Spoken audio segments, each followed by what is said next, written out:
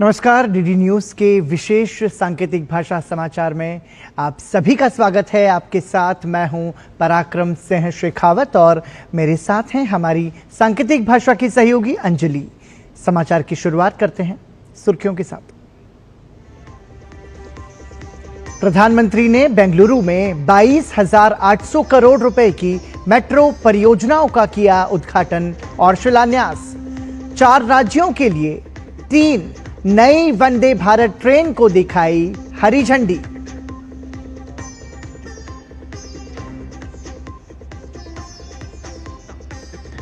बेंगलुरु की धरती से गरजे प्रधानमंत्री, कहा ऑपरेशन सिंदूर में पूरी दुनिया ने भारत के नए रूप को देखा। विकसित भारत की यात्रा को डिजिटल इंडिया के साथ साथ आगे बढ़ाने पर दिया जोर।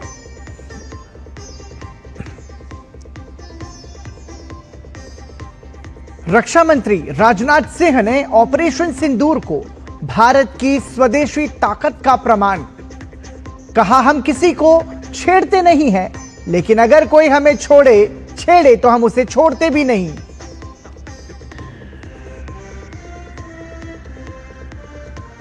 चुनाव आयोग पर राहुल गांधी के आरोपों के जवाब में भाजपा का पलटवार। पार्टी प्रवक्ता सुधांशु त्रिवेदी ने कहा, लगातार सभी संवैधानिक संस्थाओं को नीचा दिखाने की कोशिश में है राहुल। झूठ के प्रपंच में दिखाई दे रही है हताशा।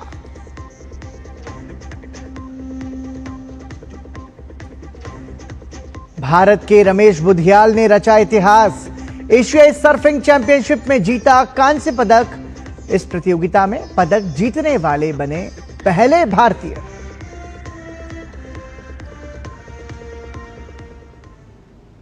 और सुर्खियों के बाद अब खबरों पर नजर विस्तार से। प्रधानमंत्री नरेंद्र मोदी ने बेंगलुरु मेट्रो चरण 2 परियोजना के तहत आरवी रोड रानीगुड्डा से बोमासंद्रा तक येलो लाइन का उद्घाटन किया। इस लाइन की लंबाई 19 किलोमीटर से अधिक है और इसमें 16 स्टेशन हैं। इस पर लगभग 7,160 करोड़ रुपए खर्च हुए हैं। इस येलो लाइन के खुलने से बेंगलुरु में मेट्रो का परिचालन नेटवर्क 96 किलोमीटर से अधिक हो जाएगा और इस क्षेत्र की बड़ी जनसंख्या को सेवा प्रदान करेगा। आज बेंगलुरु की पहचान दुनिया के बड़े सिटीज के साथ होती है। हमें ग्लोबली कॉम्पीट भी करना है, इतना ही नहीं लीड भी करना है। हम तभी आगे निकलेंगे जब हमारे शहर स्मार्ट होंगे, फास्ट होंगे, एफिशिएंट होंगे। इसलिए आज मॉडर्न इंफ्रा के लिए प्रोजेक्ट पूरे कराने पर हमारा इतना जोर है। आज आरवी रोड से बोम्मासंद्रा तक येलो लाइन शुरू हुई है। ये बेंगलुरु के कई अहम एरियाज को आपस में कनेक्ट करेगी। बसवनगुड़ी से इलेक्ट्रॉनिक सिटी तक ये सफर में भी अब सब कम समय लगेगा।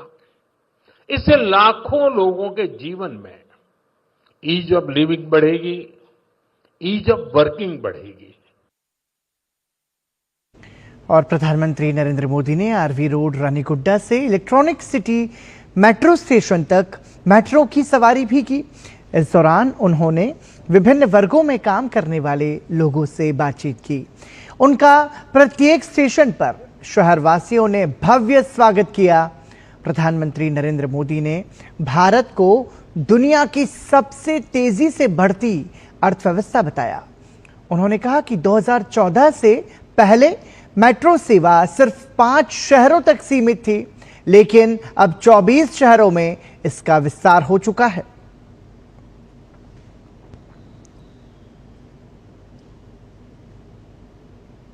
आज भारत दुनिया की फास्टेस्ट ग्रोइंग मेजर इकोनॉमी है।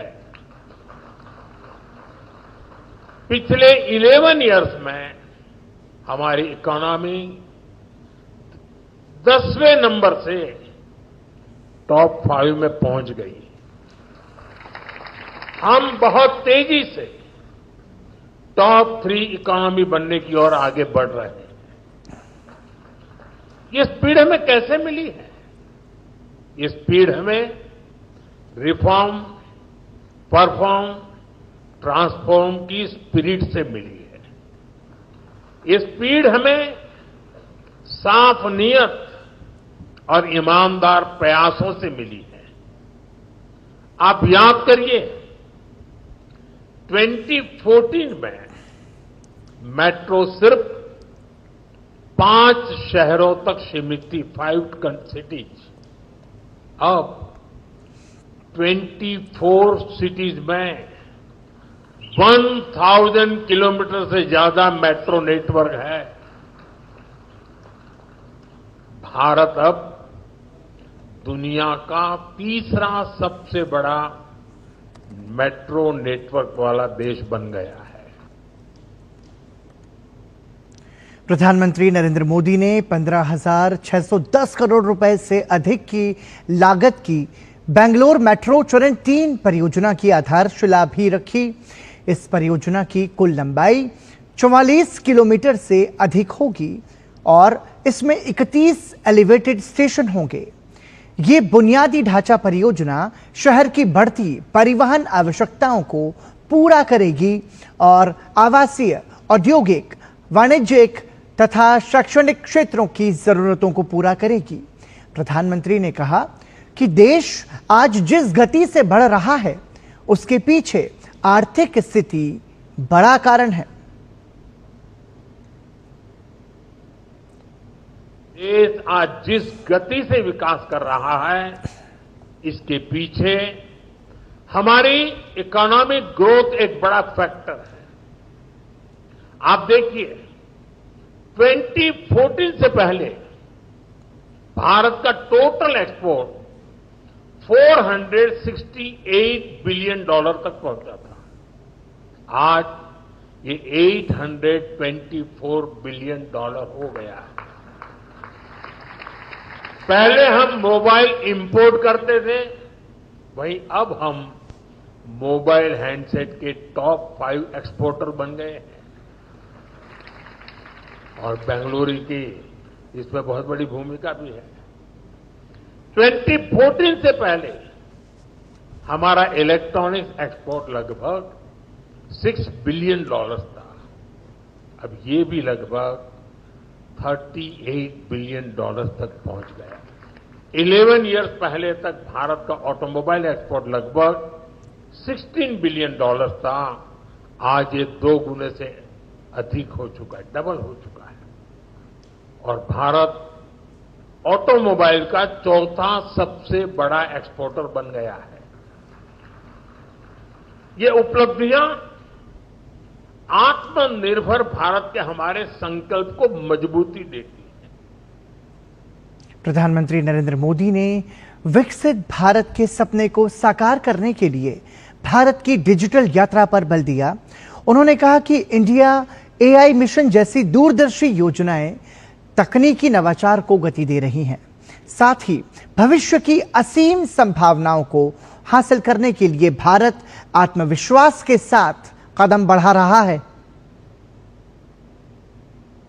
विकसित भारत, न्यू इंडिया की ये यात्रा डिजिटल इंडिया के साथ कदम से कदम मिलाकर पूरी होगी। आज हम देख रहे हैं, इंडिया एआई मिशन जैसी योजनाओं से भारत ग्लोबल एआई लीडरशिप की दिशा में आगे बढ़ रहा है।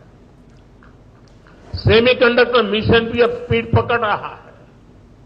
भारत को जल्द ही मेड इन इंडिया चिप मिलने जा रही है। आज Bharat low cost, hitech space mission का ग्लोबल उदाहरण बन गया है। यानी फ्यूचरिस्टिक टेक्नोलॉजी से जुड़ी जो भी संभावनाएं हैं, भारत उन सब में आगे बढ़ रहा है। इससे पहले प्रधानमंत्री नरेंद्र मोदी ने अपने कर्नाटक दौरे में बेंगलुरु से 3 वंदे भारत एक्सप्रेस रेलगाड़ियों को हरी झंडी दिखाई। इनमें बेंगलुरु से बेलगावी, अमृतसर से श्री माता वैष्णो देवी कटरा और नागपुर अजनी से पुणे तक की रेलगाड़ियां शामिल हैं। ये हाई स्पीड रेलगाड़ियां क्षेत्रीय संपर्क को महत्वपूर्ण रूप से बढ़ाने के साथ ही यात्रा के समय को कम करेंगी और यात्रियों को विश्व स्तरीय यात्रा का अनुभव प्रदान करेंगी। प्रधानमंत्री नरेंद्र मोदी ने ट्रेन के भीतर मौजूद छात्रों के साथ बातचीत भी की।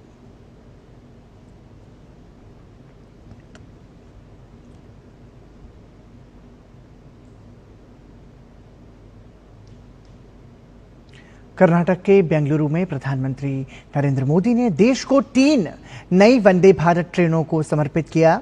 इस दौरान केंद्रीय मंत्री अश्विनी वैष्णव ने कहा कि वर्ष 2014 से पहले कर्नाटक के लिए रेलवे बजट 835 करोड़ रुपए था, वहीं अब ये बजट बढ़कर 7,500 करोड़ रुपए हो गया है।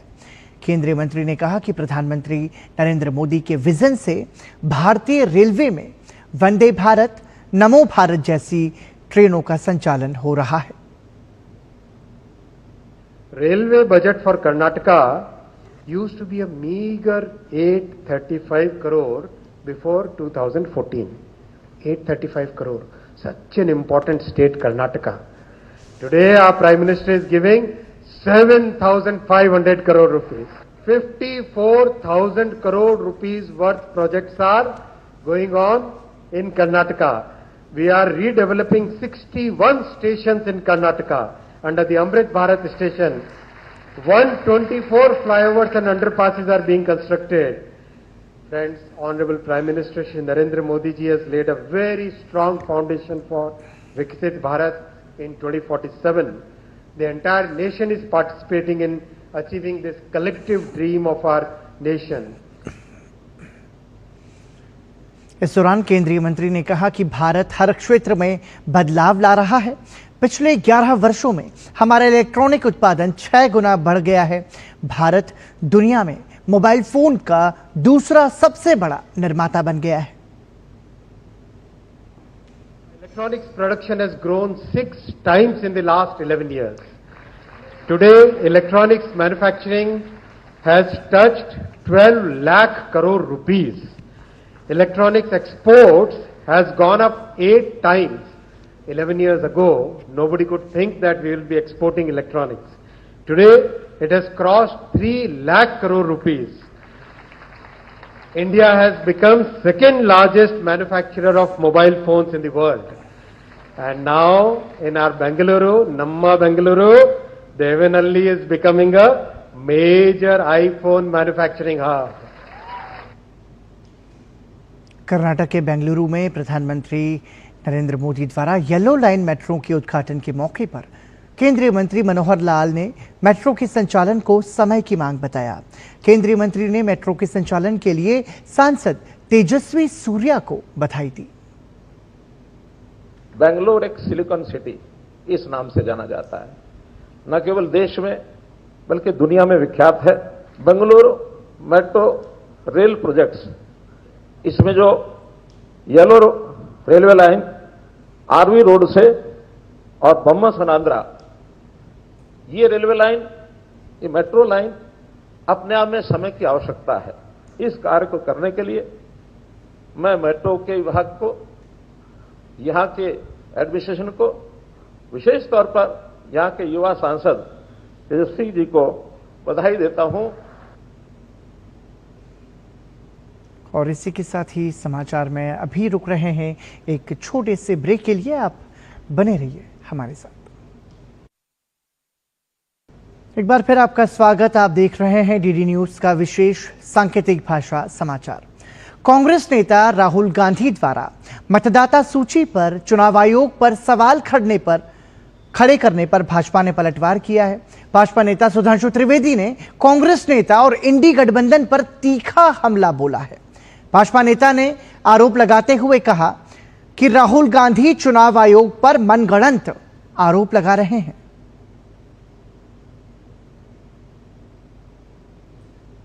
श्री राहुल गांधी जी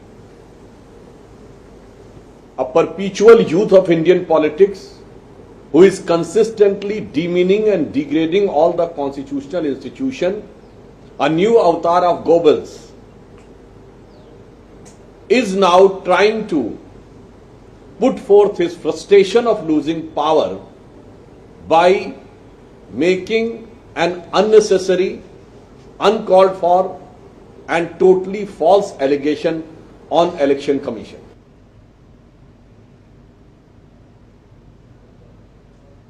भाजपा प्रवक्ता ने कांग्रेस पर निशाना साधते हुए कहा कि राहुल गांधी कर्नाटक में प्रेस कॉन्फ्रेंस क्यों नहीं कर रहे हैं।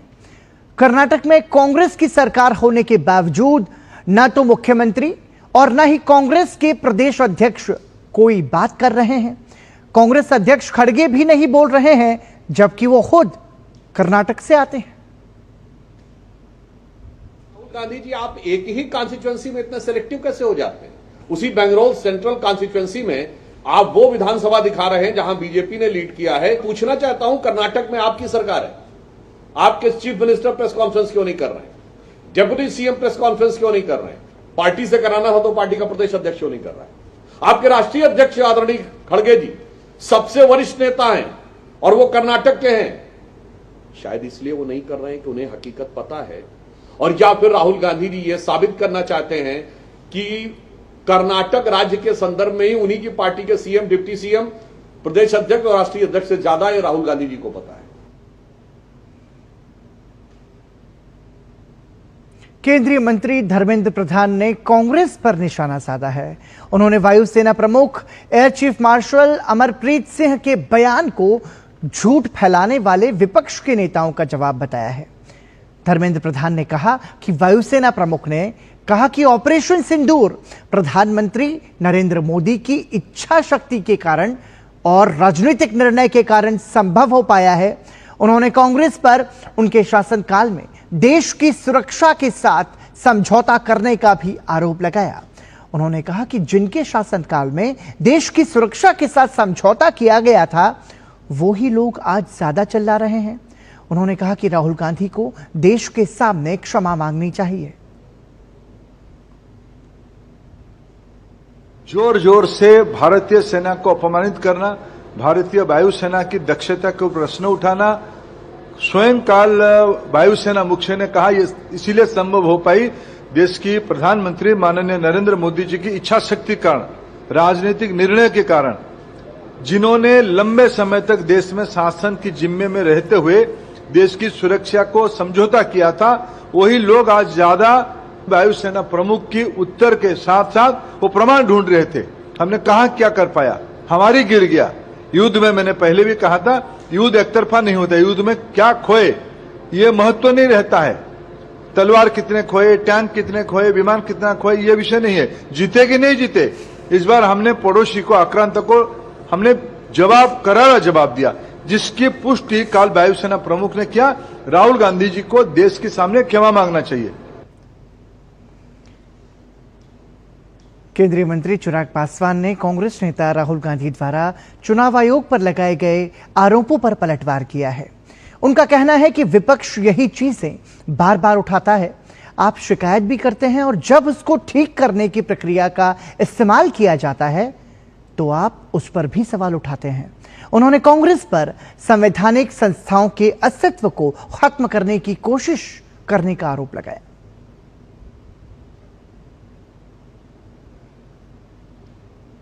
हकीकत यह है कि ये लोग जितनी संवैधानिक संस्था है उसके अस्तित्व को ही खत्म कर देना चाहते हैं। एक अराजक माहौल विपक्ष अब चाहता है कि देश में बन जाए। किसी संवैधानिक संस्था पे आपको विश्वास नहीं है। न्यायालय से लेकर जितने संवैधानिक वो है पद है उस पे आप अविश्वास आप जाहिर करते हैं। चुनाव आयोग को बदनाम करने की सोच के साथ ये पूरी की पूरी ये साजिश रची जा रही है। भाई अगर आपको कहीं पे किसी प्रक्रिया पे शिकायत था उसकी इसी के आधार पे तो ये किया जा रहा है ना। इसमें भी कहीं पे अगर आपको लगेगा आज इतने दिन हो गए आपत्ति तो ये लोग एक नहीं दर्ज कराते हैं, सिर्फ प्रेस कॉन्फ्रेंस कर करके। राहुल जी ने भी सारी पूरी प्रेस कॉन्फ्रेंस कर दी, सब कर दिया। उसके बाद जब उसको बोला कि सत्यापित करके दिखा दो तो सत्यापित नहीं करेंगे। जब आपको इतना विश्वास है कि भाई जो आप कह रहे हैं सही कह रहे हैं तो जाइए तो एक बार शिकायत तो कीजिए। रक्षा मंत्री राजनाथ सिंह ने रायसेन जिले के उमरिया गांव में 1800 करोड़ रुपए की लागत से BEML की रेल कोच फैक्ट्री का भूमि पूजन किया। सार्वजनिक क्षेत्र के उपक्रम भारत अर्थ मूवर्स लिमिटेड की इस इकाई में passenger coach, metro car, electrical multiple units, Vande Bharat train sets और हाई स्पीड रेल सिस्टम का डिजाइन, निर्माण, असेंबलिंग और परीक्षण सुविधाएं होंगी। प्लांट की शुरुआती क्षमता 125 से 200 कोच प्रति वर्ष होगी। अगले 5 साल में इसे बढ़ाकर 1100 कोच प्रति वर्ष किया जाएगा। इस यूनिट में सौर नवकरणीय ऊर्जा के साथ ही ग्रीन टेक्नोलॉजी का उपयोग होगा। इस परियोजना से भोपाल, रायसेन, सीहोर और विदिशा जिलों को सीधा लाभ मिलेगा। प्रत्यक्ष और अप्रत्यक्ष तरीके से 5000 से ज्यादा लोगों को इसके माध्यम से रोजगार मिलेगा। इस दौरान कार्यक्रम में मुख्यमंत्री डॉक्टर मोहन यादव, केंद्रीय कृषि मंत्री शिवराज सिंह चौहान भी मौजूद रहे। वहीं केंद्रीय रेल मंत्री अश्विनी वैष्णव ने वीडियो संदेश के माध्यम से ब्रह्मा BEML रेलवे कोच निर्माण फैक्ट्री के लिए बधाई और शुभकामनाएं दी। इस अवसर पर रक्षा मंत्री राजनाथ सिंह ने कहा कि 2 साल के अंदर यह काम पूरा हो जाएगा। 1800 करोड़ रुपए के निवेश के साथ इस परियोजना का शुभारंभ आज यहां पर हो रहा है और 5000 से अधिक लोगों को रोजगार मिलेगा। BEML आज एक बहुत ही महत्वपूर्ण यूनिट यहां स्थापित कर रही है। यहां रेल के डिब्बों का निर्माण तो होगा ही, साथ ही रेलवे के और भी अलग अलग प्रोडक्ट्स, रेलवे के अलग अलग और भी सारी सामान यहां पर बनाए जाएंगे। मैं विश्वास के साथ कह सकता हूं 2 साल के अंदर यह काम पूरा होकर रहेगा। राजनाथ सिंह ने कहा कि भारत दुनिया की चौथी आर्थिक महाशक्ति बन गया है। भारत की अर्थव्यवस्था तेजी से आगे बढ़ रही है। आपको जानकर खुशी हो गई कि भारत अब यह कोई सामान्य देश नहीं रहा है, बल्कि धन दौलत के मामले में हमारा भारत दुनिया के टॉप के 4 देशों की कतार में आकर खड़ा हो चुका है। दुनिया के 4 देशों की कतार में आकर खड़ा हुआ है और जितने भी बड़े देश हैं उनमें सबसे अधिक तेजी से आगे बढ़ने वाली अर्थव्यवस्था यदि किसी देश की है जो सबसे तेजी के साथ बढ़ रही है, लगभग 6.5% से अधिक दर से बढ़ रही है, तो हमारे और आपके देश या भारत की अर्थव्यवस्था। केंद्रीय कृषि मंत्री शिवराज सिंह चौहान ने प्रधानमंत्री नरेंद्र मोदी और रक्षा मंत्री राजनाथ सिंह का आभार जताते हुए कहा कि इस संयंत्र के लगने से क्षेत्र का विकास होने के साथ साथ हजारों लोगों को प्रत्यक्ष और अप्रत्यक्ष रूप से रोजगार मिलेगा।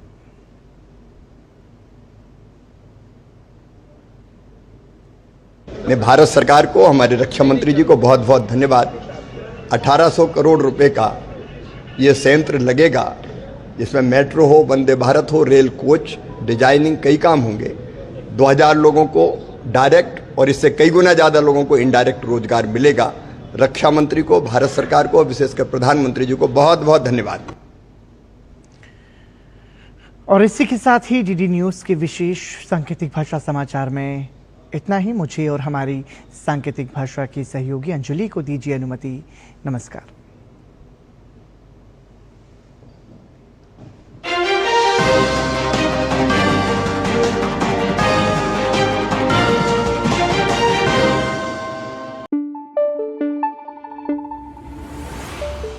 Thank you.